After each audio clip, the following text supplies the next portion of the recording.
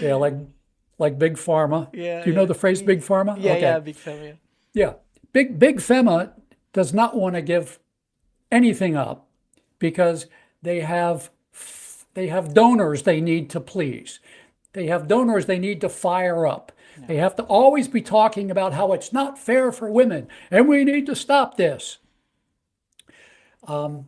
But it really could be better for everybody.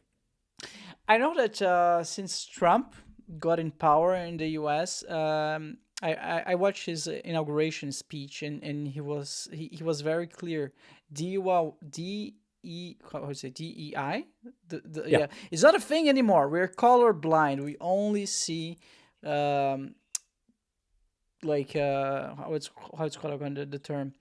Uh, Meritocracy. Meritocracy, exactly. If you're good at it, we don't care if you're black or white. Yeah, like we're gonna hire you. That's what you want. You want competent people. Whether we're colorblind, doesn't matter what's your color. And I can see like both sides of the argument. Like this is good because I mean, if you got the position, it's really because you deserve it. No one just hire you because they were like, oh, poor you. You're a part of a certain minority. We need to hire you. But in the other side, I think like I'm waiting like the two sides, right? In the other side, I can see that how this can open a door for those who are indeed racist to be even more racist. Of course, you don't know if your colleague is in the company is racist or not, but this opens that door for them. You know what I mean? I do. Yeah.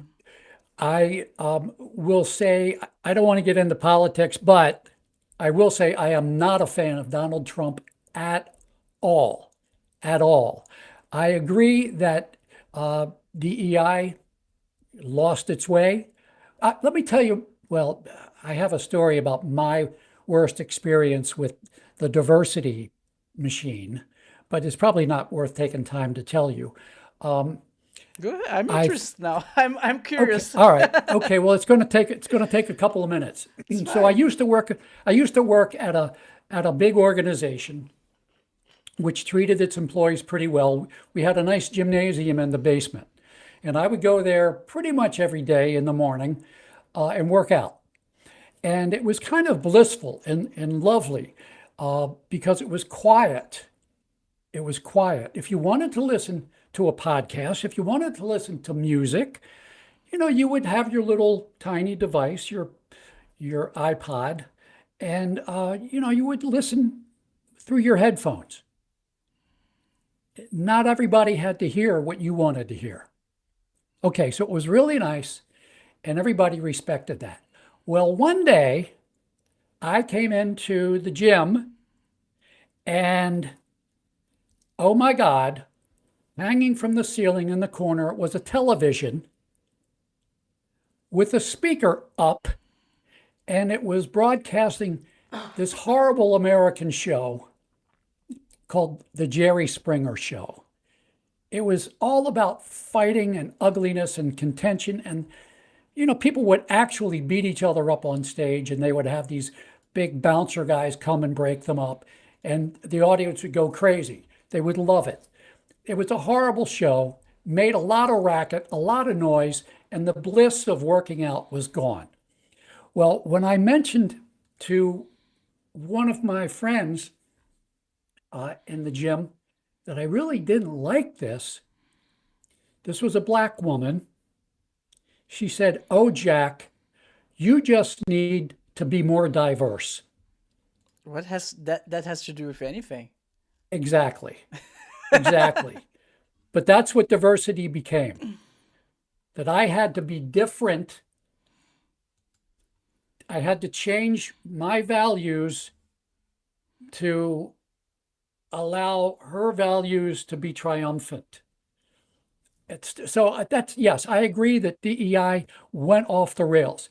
But just yesterday, I think it was, I read that the federal government in the United States has taken down any acknowledgement of some terrific work that some Navajo Indians did during World War II. Do you know about the Navajo code talkers? Navajo are those American, like the Indians? Is this the Yes, correct term? Indians? yes, I don't want to yes. be offensive. No, no. Native Americans, right? Well, Native It's Americans that's is the group. considered especially politically correct, but Exactly. Okay.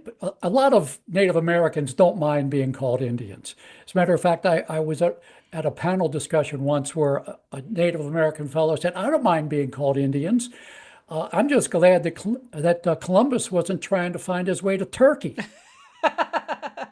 Otherwise, it would be called Turkish. Yeah. Exactly, exactly. Okay, so the Navajo Code Talkers were a group of Navajo soldiers, Marines. A lot of them were Marines who used their very unusual language, not a language that many people outside of the Navajo reservation really understand very well, but they used their language to communicate in a way that the Japanese could not decipher during World War II.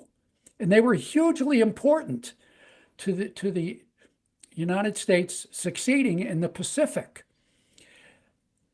Basically, the tribute to the Navajo Code Talkers was sort of a way of acknowledging what's best about America. You know, that we try to tap the talents and skills and abilities of everybody. And the Department of Defense had some exhibits about the Navajo Code Talkers, about isn't this great? They had some exhibits about some women who, became the Women's Army Corps people, WACs they were called. Uh, and the Department of Defense has taken down these acknowledgments of these particular groups of people and how they really helped out with their special talents and abilities. Took that down because it acknowledges the truth that the Navajo Code Talkers were Native Americans who loved America, wanted to help America, and did help America, but they had to take that down because it's about a minority.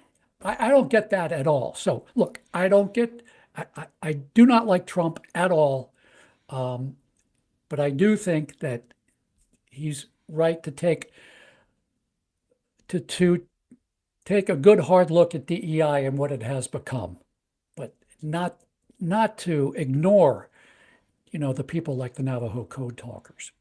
So there. Where were we? We got a little bit sidetracked. Yeah, we did.